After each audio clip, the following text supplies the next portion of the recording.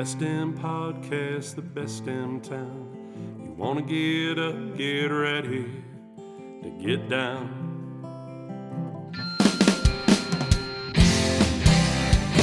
With its big wide sky and the wild river Thames, if you wanna go, we can take you there to Great Falls, Montana. Welcome to the greatest damn town in Montana, Great Falls. I'm Rebecca Ingham. I'm Shannon Newth, and we're no damn experts. I am sad it has taken us this long to get this guest on our podcast. I'm very excited. This woman has been in a part of the fabric in Great Falls for, I'm not going to say how many years, That's but a great word choice. a number of years. 44 years. Wow. Is involved in more than just the downtown and has been in various locations in our community. She is a store owner. She is a Montana Small Business Administration Woman Business of the Year Ooh. Award winner. Woo. She has studied the industry she is a part of, and I am honored to have her on our podcast, Inge Buchholz with Inge's Fashions, which is a downtown retail store in Great Falls, Montana. Welcome to our podcast, Inge. Thank you. I surely appreciate that. So tell our audience about Inge. I think they haven't heard you talk a whole bunch, so they're not going to question where you're from, but you have a very interesting story and an amazing path that has gotten you to be one of the premier retailers in our community. Ooh. Okay. To start my story, when I was 17 years old, I had a friend that was married to a GI in Germany, in Nuremberg, where I was born and raised. And I happened to have a week vacation because I was working at age 13 and a half. However, when I first started out looking for work or a job, and overseas all the businesses have to participate in this program. So they place you into a business that you're qualified in or would qualify eventually, but you'd have to go to school. At 13. At 13 and a half is Wow. what, yeah. So this is like your high school. Yeah, well, it's grade school. Okay. Okay, in my time, you got to remember, I'm older. And so therefore, things have now changed to some degree. At that time, we didn't have high school, okay? So 8th grade was it, and if we kind of knew what we wanted to do, we just kind of voiced that opinion, and then they kind of channeled us through some of those channels. So I actually wanted to be in law enforcement. Nice. I've always been a detective. Love that. I've always wanted to look for things. I dug into things when they were needed to figure it out, to find things and stuff like that. So they sent me to the police department. Now you have to remember this is all in German, in Deutsch. So I went to the police department and I sat across from this captain, and he interviewed me. And he said, I am so sorry, before we even really started doing much of any interviewing, but we cannot hire you. Okay, why can't you hire me? Because you are too short. Oh. Did you in punch those him right in the days- face? In- Right in the No. eye-level stomach? Yeah. In those olden days, as I call them, you had to be a certain height. In the police department, the stewardess had to be this big around. Okay, so that took care of that. Well, now they hire elves in the they police do. department. You can be any size you I'm want. not kidding you. Some of them are just as tall as Were you the same height at 13 that you are five, now? 5'1". Okay, I'm 5'2". Okay, Yay, short people. Now I'm 5 foot. Okay.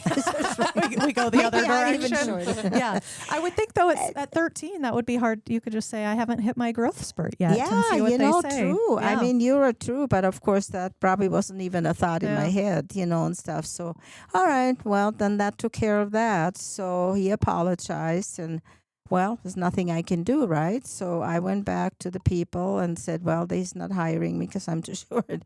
And so retail was my second choice. Okay. So they placed me in a men's store, a very exquisite, exclusive men's store.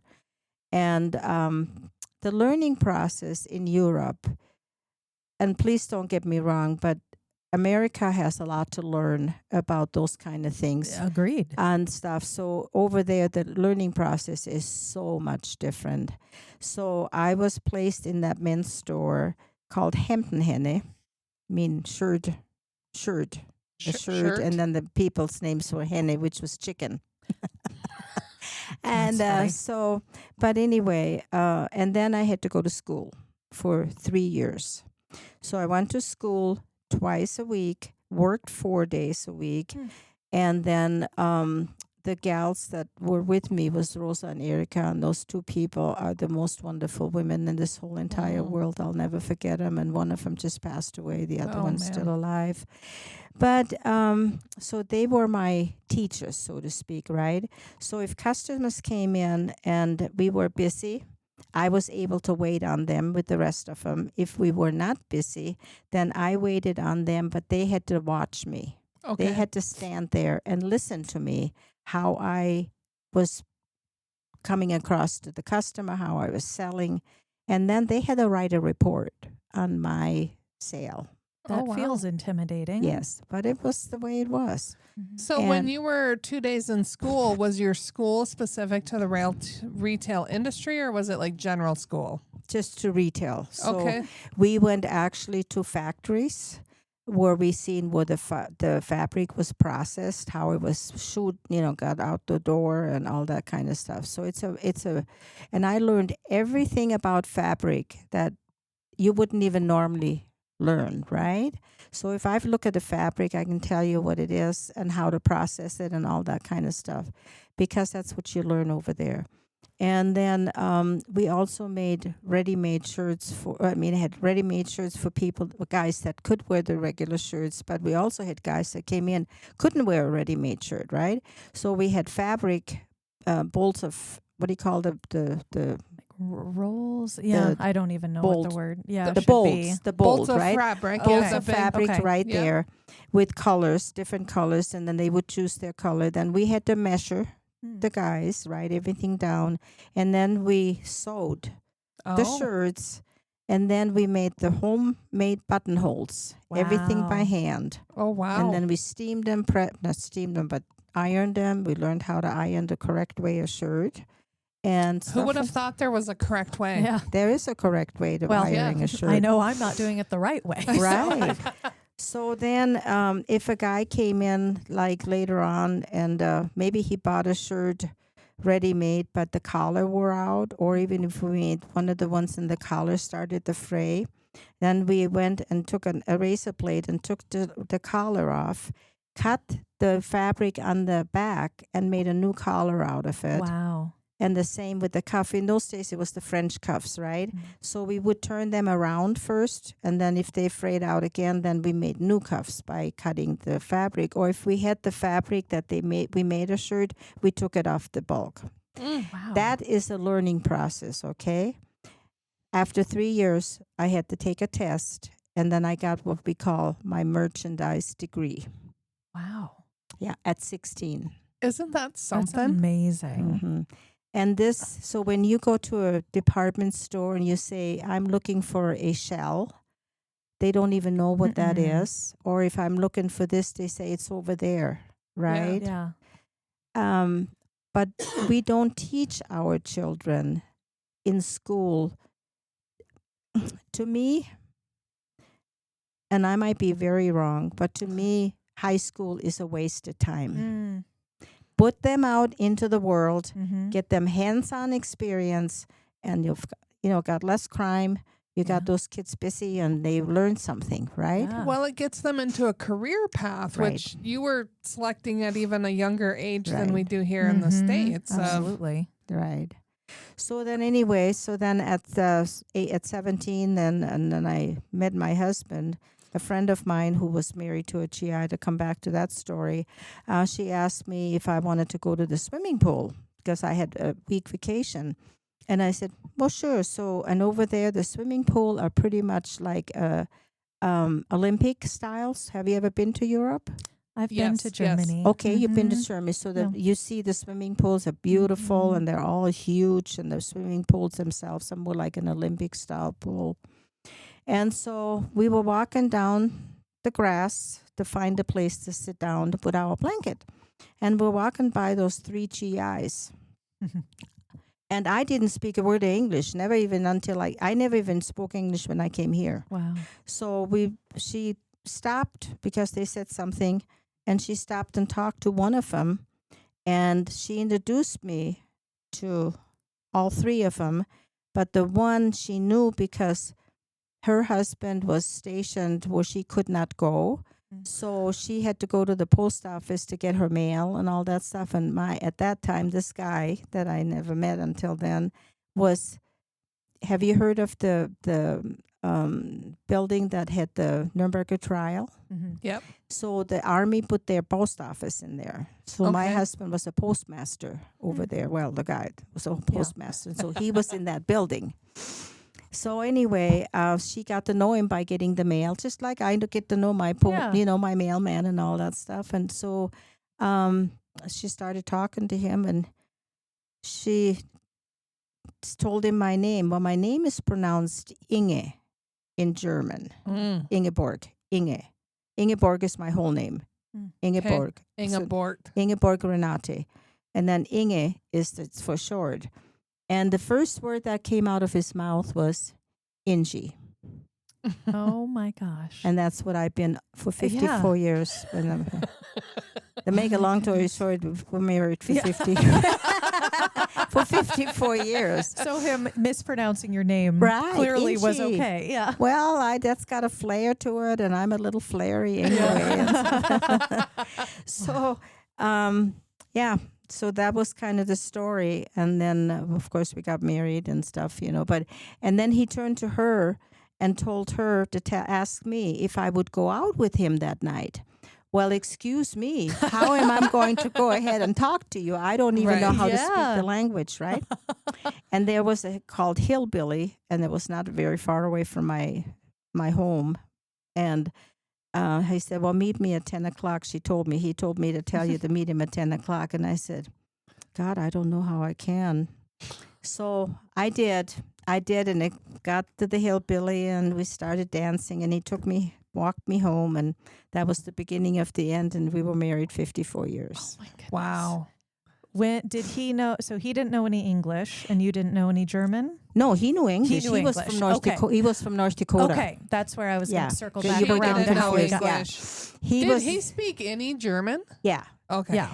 Okay, that's what I meant. I'm sorry. Not a lot. And not good, probably. But when you're in love, Doesn't you matter. don't need any language. Oh. So he is from North Dakota. He was from North Dakota. Okay. How then did you end up in Great Falls, Montana? So then when we got married, and he he talked to his captain, and he said, I would need some extra time. He was supposed to go home in January, okay? And I cried my eyes out, okay? So What month did you meet? August. Okay. Mm-hmm. And so this was January. So he said, I want to get married. And the captain said, oh, just give her $500 and tell her go on her way. So he called his mother in North Dakota and told her what the captain said. And she knew Senator Burdick. He was a senator in North Dakota. Okay. So she called Senator Burdick. He called my husband's captain Oh my gosh. and told him, you give that man fantastic. his extension so he can get married. Oh my gosh. And the captain called him in. My husband's name was Mickey. And he called him in, and he said, don't you ever dare do that to me again. And he gave him, of course, he had to give him the extension and stuff. So, but that's pulling some strings higher up. Pulling some strings. Yeah, I did not know any of this. Yeah. Because I didn't speak the language. I didn't understand anything to speak of. So you guys get married in Germany. Mm-hmm. Where all do you go? I mean, because at some point you have to leave this prestigious men's retail shop for work. You're only on vacation. You fall in love on accident. And now you're married in January-ish. And what does the next whirlwind of 54 years look like for you? Well, so the time from August that I met Mickey and stuff, and then I had to go through hoops to get married. We had to go to Munich. I had to sign 2 different sets of paper, English and German. It was quite a process, and I had to get my visa and, and all that stuff. And then we got married in April 28th. And then I had to go to Munich again to sign. I mean, I signed a stack of paper. I didn't even know where my arm was. Arm was. It was all numb from signing the papers and stuff. And so signed that, got that all done. And that was April 28th when we got married in the courthouse. Okay. I was not a white bride, just had a suit. I have pictures and stuff. And then in July is when I left over there to come over here.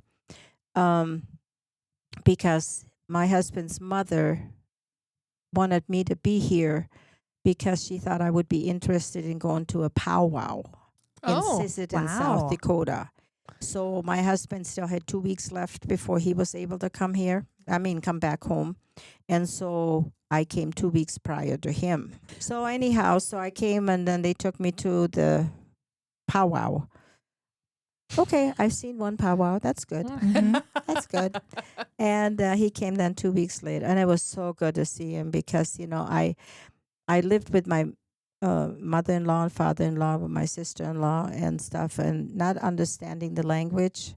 Whenever they were talking amongst each other, I cried a lot because I thought they were talking about me. Oh. And this is even still now where when people are talking and I'm in a room and I see them talking, I get the feeling, which is not true, right? But I get the feeling they're talking about me because that's still kind of in my system. That's interesting. Yeah.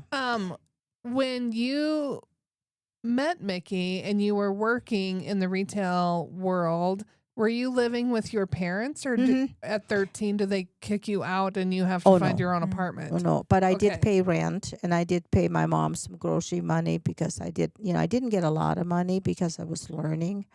And then when I get my degree and stuff, of course, I got better pay. Yeah. And stuff. But I stayed there until I left. Yeah. Okay. And so when you came here for the powwow, did you ever go back to Germany to live? Many times. Oh, to live? No, Okay. no. And once we came here, then to North Dakota, okay, and then my husband got a job at Melrose Clark Equipment, who makes the Bobcat, and that's in Gwinner, North Dakota, where he is from.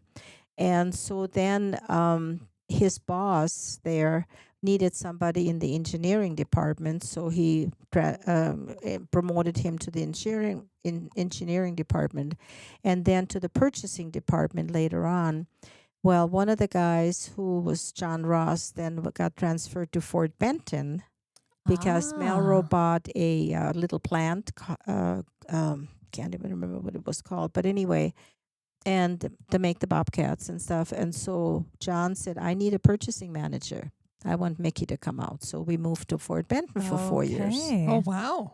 And then after those 4 years, we went to Bismarck, North Dakota, because there's another plant there. And then we went to Havre. Oh. And then the Great Falls back in and 82. forth between Montana and the Dakotas. So really, we lived in Montana a very long time. Yeah. But yeah, interesting, how your life can go. Yeah. Before you started your own retail store, did you work while you were bouncing around between Montana and Dakotas? Yeah. I worked at Herberger's in Bismarck. I was the department manager there. And then when we moved to Fort Bend. Oh, to let's see, we went to Fort Bend. And I worked in a little store called Fred's Stockery. It was a men's store, women's store, and a dry cleaning. Oh. And so I learned the dry cleaning part and, and all that stuff. I started getting into the buying aspect of stuff with Melba. Let me do some of the buying for the women's department and the men's department. And then when we moved to Bismarck, I worked at Herberger's in the junior, Missy, and plus size department. And they had buyers in Minnesota. And one of the buyers, Bob. So do you guys remember the hash jeans? No, you're too young. I don't. They were hash jeans. They had the big things on the pockets, and they were called like hash the big like long pockets. Those were popular when I was in middle school. Okay. I had a pair. I don't know I forget the brand, but it's called hash jeans. Okay. So a salesman came around, and I bought $20,000 worth of hash jeans.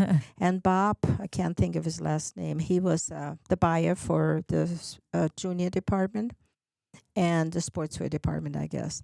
And Mr. Kip was the manager of the store. Nice guy. And so I get called into the office over the intercom. Mr. Kip said, Inge, please come to the office. And I thought, oh, shit. I'm sorry. Oh, crap. What did I do? What did I do? So I went into the office. I said, yes. And he said, well, sit down. He said, Bob just called. And what are you thinking that you buying $20,000 worth of hash jeans? I said, yeah. So what? We're going to sell them all. So we sold every single one of them, right? Yeah. I had to reorder on those. And I told Bob when he came to the store from Minnesota, I said, don't you ever dare say any more about my buying habits. I know what's going on. Yeah. So it was funny, but Mr. Kip was a nice man. Yeah. So I worked there for a while, and then there was some problems with some of that they hired some gal and stuff, and she really was oh boy. But anyway, so I quit. And Claire's Boutique in the Kirkwood Mall, which is in Bismarck, was looking for a manager. So I applied there and got it immediately. But I only was able to stick with them for 6 months because then we moved to Havre. Yeah. When were you in Havre? In 1980. Okay. Did you ever feel, because you have this education that I have to assume very few people in the retail industry you were a part of knew anything compared to what you did.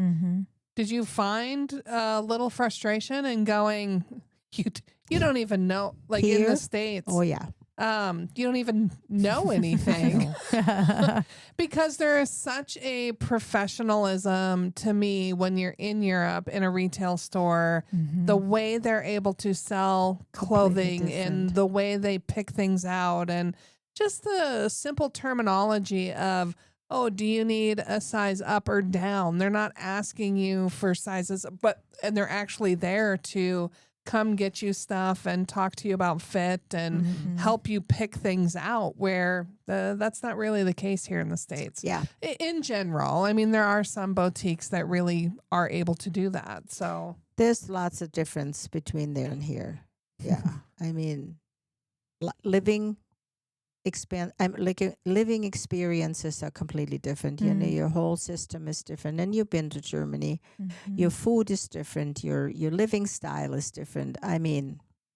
That's why we are different. Yeah. That's why I better quit talking with my hands.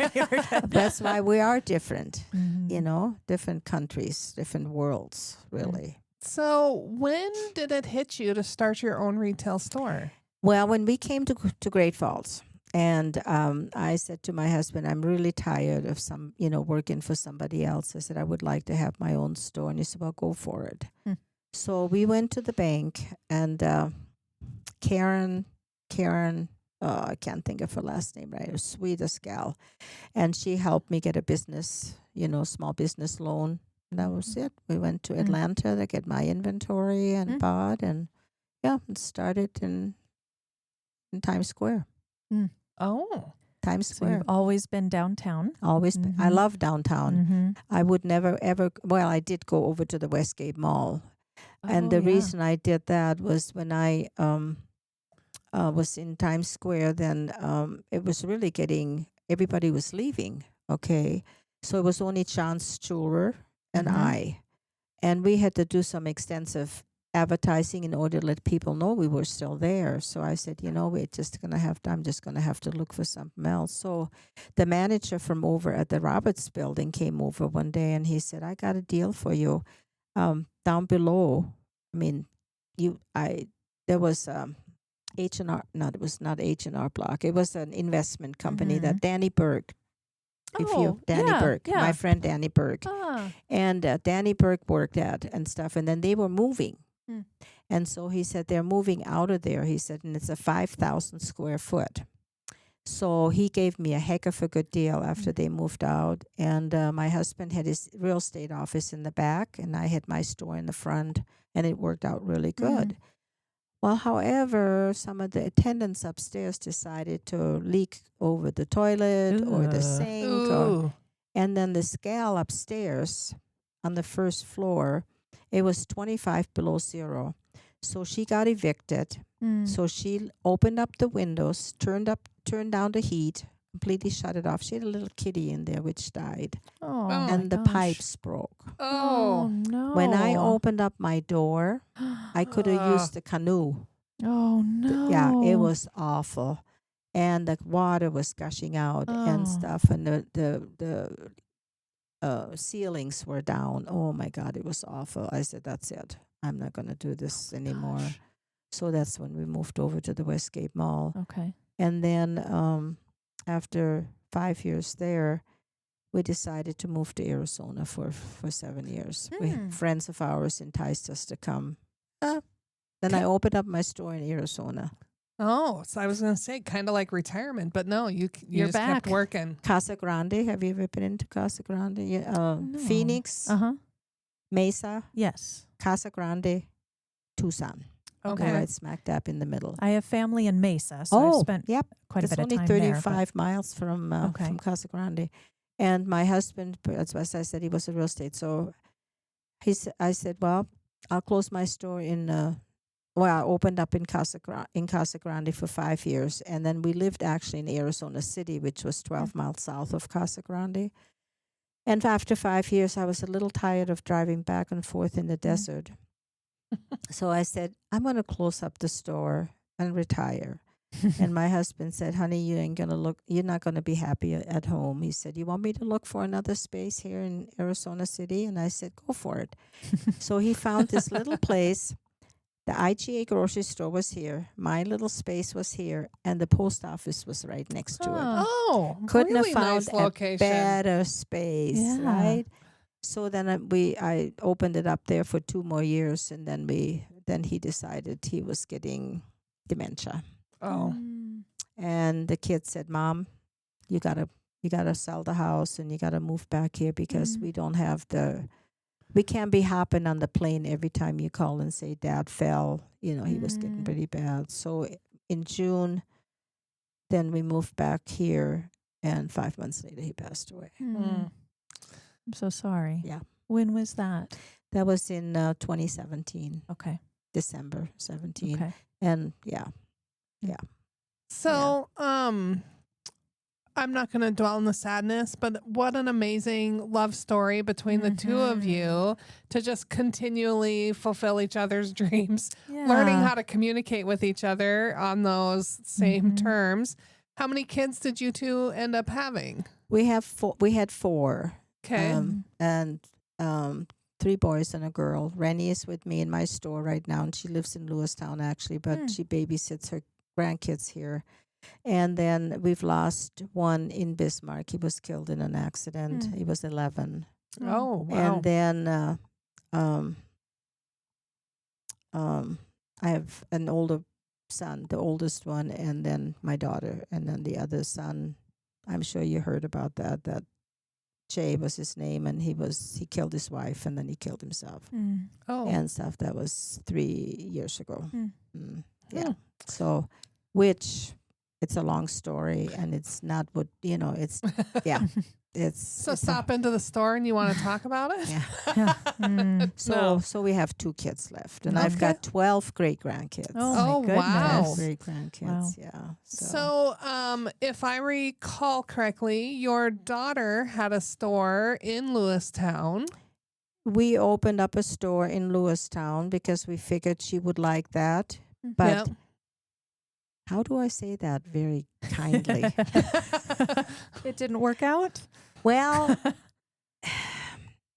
she's still with me, in the store, but she is more home now with the kids because at her daughter's here in town, because I don't need her really every day anymore. Business has slowed down, or I shouldn't say slow down, with the internet shopping. It's just a little different story, so I can handle my own store. But people would come in to the store and looking for me. Oh. And then they would say, "Oh, you don't have the same thing here than you have in Great Falls." Yes, we did, because I bought everything the same, but it looks different when you're 100 miles away, right? Yeah. So, and if you're not born and raised in a small town, people don't really support you that much. So we decided to close it up. And then she went and worked for the sheriff's department for 18 years, and that's exactly her thing. Isn't that interesting that Your your law daughter enforcement, ended up yeah. in the law enforcement area? Yeah. Oh, Yeah. that is Wow. pretty I was neat. pretty proud of that for Yeah. her. Yeah. And She was ran tall that enough. office. Yeah. Yeah, she was tall enough. Yeah. She can run. She ran that office, and she was a, what do you call it? Deputy? No, Dispatcher? dispatcher, Yeah. and then also ran the office and stuff. Wow. And but she worked 18 years for that for the sheriff's department. Wow. Yeah. In Cascade County or in, Lewis, Fergus in County? Lewistown. Okay. Yeah, in Lewistown. And her husband. So then she got married 23 years ago with a guy from Lewistown, Brian Office. For offices are known in Big Sandy everywhere. Everywhere you look is an office. There's an office Uh-huh. everywhere. I was Everywhere. going to say, yeah. I think I went to church with an office in Haver. Yeah, Yeah. right. Yeah. Yeah, They're absolutely. everywhere. They're everywhere. Yeah. And so what she does is kind of go home, and she's going to go home this weekend because it's Memorial Weekend, and Trayanne, my granddaughter, her daughter, works at Stockman Bank, and she's off on Monday because of the holiday. So she'll have a 3-day weekend at home. Yeah. So she can stay home. So you move back here. You lose your husband. When do you reopen here? Because we were without Inge's for a period of time, and then we got it again. Well, when I came back from Arizona. and I wanted to, that's just in my blood. It's just in my blood. And I said, I wanted to open up. So I did open up my store on 10th. There was, oh God, what's her name? She was married to Carl from Carl's auto place on 10th. And I can't think of her name now. And so she was going out of business. So I went in and talked to her, and I said, "Oh, you quitting?" And she said, "Yeah." So I said, maybe this would be a little spot for the time being. Let people know that I'm back. And they were, and a lot of people were so thrilled. And I'm so blessed that people really, really think that I'm good enough, whatever, to be here, I guess. And so when she left, I went in there for a year. And where was that? That was on 10th Avenue South. Right. There's Dan's Auto Shop right next to it, and then me, and then the Tayarama is just down the street there. Okay. So so it was not a very big space, but I figured it was something to start out, right, to get reacquainted again. And then my granddaughter and I, we were driving down and looking at some spaces. I went over to the Westgate Mall, but some of those spaces were way too big, and so there's no way I could afford them. So we went downtown, and I went into Sally's Flowers, who was owned by Karen Olson. And so we talked, and she had her gift shop up front and her flower stuff in the back. And so we talked, and I said, somewhere I'm looking for a space. And so she said, well, I can give you half of my space. I said, no, that's not big enough. And she said, well, she says, I'm kind of thinking about getting rid of my gift items because we're not really doing all that great with the gift items. And I said, oh, well, I said, I'm going to Vegas for market in a couple of days. I said, so if you decide on something, I said, let me know when I get back. Well, she called me when I got back and said, I can give a sublease because Bob Stromberg is the owner of the building.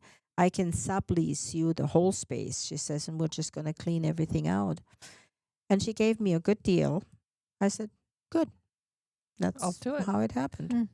And your granddaughter was with you in the retail store downtown for a period of time, right? In Lewistown. I mean, in Arizona, she was with me because she lived with us for a while. Okay. And then for a little while in the store, but not very long because then she moved to Billings. Oh, okay. Okay. Yeah.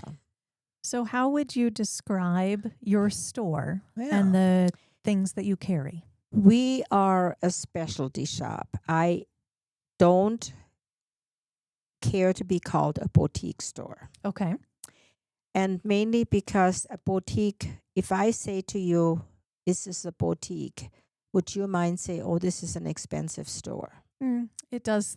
I do think. Because a boutiques in general are higher priced, right? But we specialize in all sizes. And we are a moderate price point as far as I'm concerned. And so that's what I call ourselves, is a specialty shop. And we carry Missy and plus sizes. And so whenever somebody says boutique, nope. Don't call me a boutique. That's not what that is. I'm not a That's boutique. good. And I'm glad to know that too. So when we tell our visitors, we'll adjust that a language. Specialty shop. It's like Allison with Dragonfly. She's a dry goods store. Yep. And that's what when you say dry goods store, you picture that as a different thing than a boutique or or a specialty shop or a gift shop Yep. So women's clothing, women's shoes.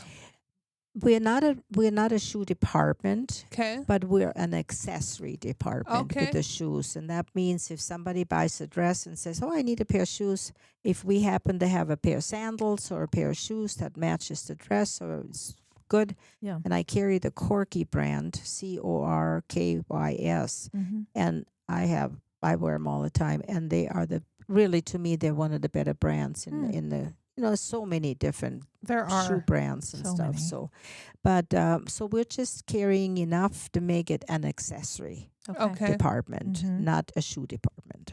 Makes sense. Yeah. And how would you describe this style of clothing that you carry, and how do you decide when you go to market what you want to carry in your store? When I go to market, we see. I basically go to Billings twice a year. There's some basic vendors that come from Denver, and then we go to Vegas. And that is actually the best market in my opinion. Thousands of vendors come from all over the world to show their goods for the seasons. And I feel that I can get anything from young to older, size-wise, novelty items, whatever I need, I can get in Vegas from the vendors. That it's kind of funny you would say that. I get so many people in that love what we carry, right? I love your store. I just wish that Bob Stromberg would update our store a little bit, but I can't afford it to remodel. Sure. So he was here today and stuff. I'm going to talk to him next time he comes again. Just a paint shop would work. Okay, so I'm going to talk to him about that and just update it a little bit. But I feel we have all age groups. And yes, we do younger. Yes, we do a little older. Yes, we do older styles. I got brands that people like Alfred Dunner. It's a brand that's been around 100 years. But 50% of the women, granted, they're getting older, but they know that brand. And they will come in and say, I'm looking for Alfred Dunner. And so some people say, oh, she's got older looking clothes. Now I had a gal in yesterday, was 16 years old. She bought a blouse that I would say was for an older person, right? And I was looking at her and I said, and it looked so cute on her. Her and her mom came in and she put this yellow blouse on and it looked like it was made for her, right? And she Oh, was that's awesome. 17 years old, or 16, 17 years old. So how can you even say that? I mean, I get a little uptight when people say that, you know? But I would say your clothing is fairly timeless. Not to say that it's not modern, but it's not going to go out of style quickly. Right. And it's a lot of classic and staples and things you can wear for a long period of time. Right. So now I got jeans in that are my granddaughter, Miranda, the one that she had talked about, when she was with us in Billings here a while back and stuff, and she said, Grandma, you got to bring some younger jeans in. So we got jeans in, and they're selling. So, okay, that's what we got in, and we'll continue that. We just got in some really cute tank tops that a 60-year-old woman isn't going to wear, but a 30-year-old woman is going to wear, right? So the younger ones and stuff. So we're trying to kind of update our merchandise a little bit too for the younger, look too.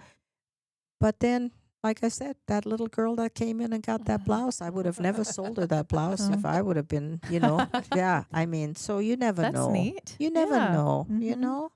So I consider our stuff okay.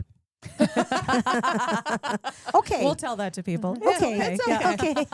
It's pretty solid. Okay. Yeah. Well, and we have special occasion dresses for weddings, So just today I had a gal come in and she's going to her grandson's wedding in Texas. And so they bought she bought a little denim dress with a little pattern in. And I get people coming in saying, I need a dress. I mean, every day. Now, it's not just what June is the month for weddings. It's every month. Yeah. Every month of the year, there's weddings. Yeah. Yeah. Well done, people. Yeah. Yeah. Yeah. Marry anytime. Yeah. Yeah. Yeah. Right. What do you want people's experience to be when they come in the store? How do you want them to feel when they're in your store? I want them to feel like family. Okay. So, and I want them to feel comfortable. And I want them to enjoy their time in the store. And we don't follow them around. We just say, and they come in and say, hi, how are you? What can I do for you? And they say, well, I'm just going to look. You go right ahead. If there's something new come in, I just say, let me show you just this just came in, and stuff. And then go ahead and look. And I'll check with you a little bit later. Or if somebody comes in and they specifically say, this is what I'm looking for, then we know. We just go ahead and find something for them and stuff. I don't ever want to feel them that we're pushy. I don't ever want to feel them that we're looking over their shoulders. So I had somebody in today, but shut my mouth and stuff. So I don't ever want them to say, oh my God, yeah, they're following us around and stuff. So, so that's, and then basically in all my years, I still have customers that shopped with me 40 years ago that are coming in that haven't died yet, and and stuff. But nobody gets out alive, right? Right, and and they say, I followed you around wherever you've gone. That's fun. That feels good. Yeah. And I have customers that we got to be friends. They come in and take me to lunch. Can I take you to coffee? Let's go have coffee. Yeah. I mean. That's what I want. I want them to be on a personal level. Yeah. So, Inge, we've got this Dollar Days sale coming up. Tell us what that is, because it's not a normal sale. Well, you're a part of it, right? Right. And we had the warehouse sale that Allison kind of organized and stuff. And that was actually very well. It was a very well event. And warehouse sale, tell us what that was. Well, what Allison wanted us to do was she had the space that was occupied by Fifth Street Diner, and she had a whole bunch of. I didn't go in there, but my daughter went in there, and she said she just had a whole bunch of sale stuff there, and then she wanted some of our stores that participated bringing some of the stuff down to her space, but as some of the other ones said, I don't want to haul all this stuff down there. So we'll do our own. So we did our own, which meant we did 50% off of this. We had $5 items. We have the Lula Row tops and the skirts and leggings for $5, and we're selling the dickens out of that and stuff. And clearance rack that I marked down to $5, $10, $15, and $20. New stuff that just came in, but some odds and ends. That's what we did for the warehouse sale, and we did a really good. I mean, it really turned out to be a good sale. So just kind of a clear out the stuff that's not. Just taking up space. Yep. Okay. And the same with the Dollar Day. So I'm going to be gone to Billings. I'm a delegate for my church with my pastor. So I'm going to be gone for that weekend. So my Rennie is going to take care of it. And we're just going to basically do the same thing we did for the warehouse sale, which is do the $5, the clearance rack. We'll get another little rack that and put a couple of things on it that we can mark down maybe 50% off and call it Dollar Days. So just a few small dollars. Yep. And you can get some stuff. Yeah. We don't really have, I don't have that much inventory anymore for summer. I'm getting to the point where I'm scrambling to get some merchandise. Yeah, because we've been selling so fast. That's a good problem to have. Well, I'm not unhappy about that at all. I mean, I still need invoices that need to be paid and stuff. So, and then in August we go to market to Vegas, and then we'll buy. We already have bought some fall stuff from one of my vendors that's just a sweetheart. And so he's already got that in the warehouse, but that don't get shipped until the end of August. So when you go to market in August, what are you buying for? Fall, winter? We're gonna buy for a little bit for fall, and then for next spring. So we always have to buy 6 months ahead of time. Yeah, and that's not buying, so to speak. That's picking out what we want to buy, and then write up the order, and then the vendors will ship that order or fax it, whatever they do, to the company, and then they get it ready. And then when we determine what day we want it or what month, then they'll ship it out. So you're really having to predict trends and what people are going to want and what's going to sell. Wow. Yeah. That's challenging. Very much so, because in this day and age, things have changed. Things have really changed. So what's the future hold for you? How many more years? 20. Good. Great. I told God I don't want to see you for a very long time, so just leave me alone. 20 more years. Yeah. Well, that's good. I mean, God willing. Yeah. You've been a staple in this community for so long, even though you had these spurts of doing crazy things in warmer climates. We're fine with that. Well, in order to stay like I am, you have to keep moving. Yeah.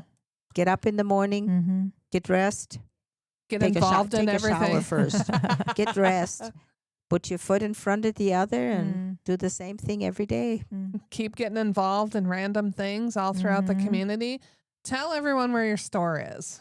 It's on 600 Central Avenue, downtown. Right on the corner. It's kitty corner from Times Square, right on 6th and Central. So you can't. I always tell people, it's got my name on it in big letters. If you miss it, you're blind. Yeah. And when are you open? Monday through Friday from 9:30 to 5:30. I'm kind of sometimes a little bit, if it's a little quiet, kind of close at 5. My daughter closes at 5:30. And I have the excuse. I own the damn You own thing. it. You can do whatever you want. But I'm going to yell at you if you don't stay open until 5:30. So anyway, but 9:30 to 5:30, Monday through Friday, and then Saturdays from 10 to 4. Okay. I mean, from 9:30 to 4, I'm sorry. And then Sundays, I used to open up at 12. I am open every Sunday, except if it's a holiday. Okay. or if it's a special occasion like my grandkids or great grandkids, I should say. I don't have any, the grandkids are too big. Have something going on that I have to be there, or should be there, then I just kind of put a sign on the don't see today. But other than that, I'm always open Sundays. And I used to open at 12. But I go to church from 10:30 to 11:30, and I do a lot of scripture reading, and I count the offerings. So there's a half an hour between 11:30 and 12. There's no way I can get to the store. I'm at the east end of town on St. John's Church. So I thought, what's wrong with 1 o'clock? Yeah, right? Nothing. Absolutely From 1 to nothing. 4. So Sundays were Perfect. open from 1 to 4. Nice. Yeah.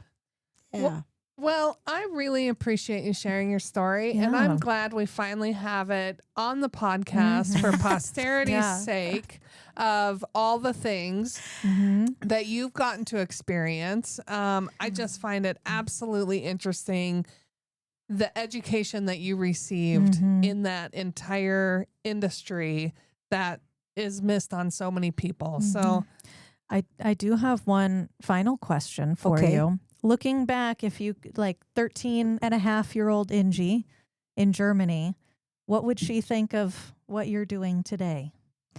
She probably would be amazed that I've done what I'm doing, because in those days I was not even thinking about having my own store or whatever.